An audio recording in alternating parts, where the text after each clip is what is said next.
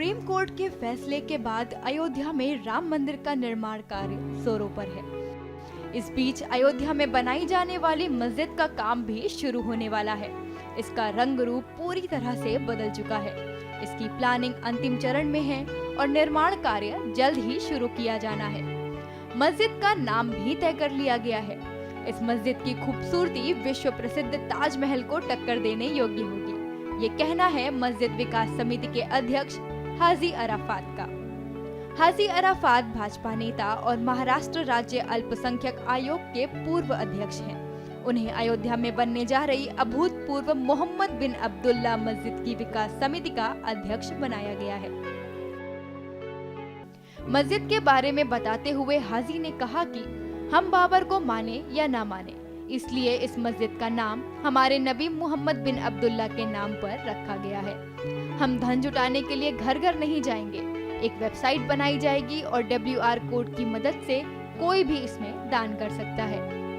मस्जिद के बारे में उनका और क्या कहना है, सुनिए। और जो कोई व्यक्ति जो ईंट देगा अपने माँ के नाम पे, पिताजी के नाम पे या अपने बुजुर्ग जो दुनिया से चले गए, तो उसका नाम नीचे लिखा जाएगा और उसके अंदर ये मस्जिद, ये सो एंड सो ये नाम मस्जिद मोहम्मद बिन अब्दुल्ला को ये ईंट हमने वक्फ कर दी।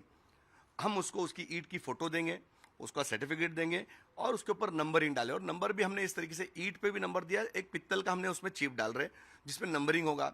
अब हमारे आर्किटेक्ट ने हमने ये सोचा कि 200 साल, 300 साल, 400 साल के, 500 साल के बाद अगर किसी वजह से दीवार में लीकेज आ गई या दीवार में कोई प्रॉब्लम आ गया या किसी वजह से दीवार तोड़नी पड़ी, तो उस जमाने के अंदर 200 साल, 500 साल हाजी अरफात तो नहीं होगा, पर वो उसकी किताब बनाई जा रही है, बुक्स पूरी बनाई जा रही है, उसकी स्टोरी लिखी जा रही है।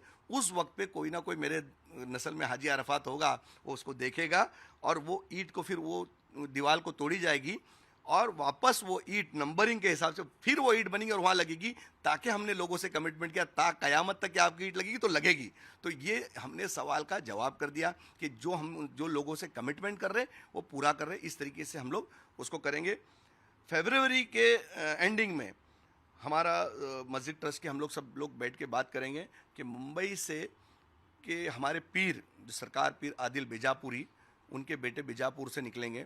ये ईंट अजमेर शरीफ जाएगी। अजमेर से, मुंबई से हम लोग एक साथ सारे पीरों के साथ 1000 से ज़्यादा पीर और उलमा यहाँ से निकलेंगे और अयोध्या में पहुँचकर इंशाल्लाह ताला वो ईंट पेश करेंगे।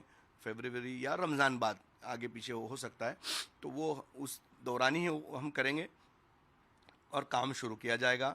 जब मस्जिद पूरी कंप्लीट हो जाएगी तो हमारी कमेटी पूरे दुनिया में, जैसे सऊदी अरब, दुबई, बहरीन, मस्कत, कुवैत, ऐसी कई कंट्री के जो प्रिंस है, वहाँ के बड़े बड़े इमाम हैं, उनसे जब बातें की जाएगी और उनको इनवाइट किया जाएगा, जिसमें हरम के इमाम साहब को भी इनविटेशन दिया जाएगा। और हम चाहेंगे कि इमाम हरम आए और पहली नमाज वो अदा करवाएंगे, ताकि देश और दुनिया के लिए उनका पहला कदम पड़ेगा और देश और दुनिया के लिए और अयोध्या के लिए, और खूब सारी दुआएं करें, यहाँ पे नफरतें मोहब्बतों में बदल जाए और ये देश खुशहाल हो जाए और ये देश दुनिया का नंबर 1 देश हो जाए। इसके लिए दुआ। फरवरी से काम शुरू हो जाएगा, जिस तरह से रमज़ान के लगभग, ये कोई पूरा बन के कब तक तैयार हो जाएगा? कोई डेडलाइन अगर आपने रखी है कि मतलब 2 साल 3 साल के अंदर बन के तैयार हो जाएगा? नहीं, उसमें कैसा है कि मस्जिद का तो जैसे मस्जिद 1-1.5-2 साल के अंदर, मस्जिद का आर्किटेक्ट के हिसाब से 1.5-2 साल के अंदर मस्जिद का डिज़ाइनिंग वगैरह करके मस्जिद तैयार होगी। लेकिन उसमें कॉलेज है,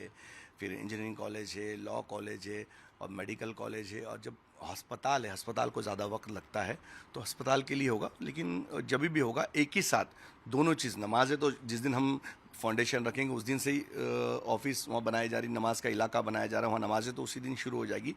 पर हम ये चाहेंगे कि पूरी चीज़ एक साथ जब बन जाएगी तो पूरी दुनिया से जब लोग आएंगे, हमारे हिंदुस्तान से सब बड़े बड़े आलिम आएंगे, तो देखने वाली चीज़ होगी और उसी दिन से लोगों को फैज़ हासिल होगा। दुआ और दवा का केंद्र बिंदु होगा।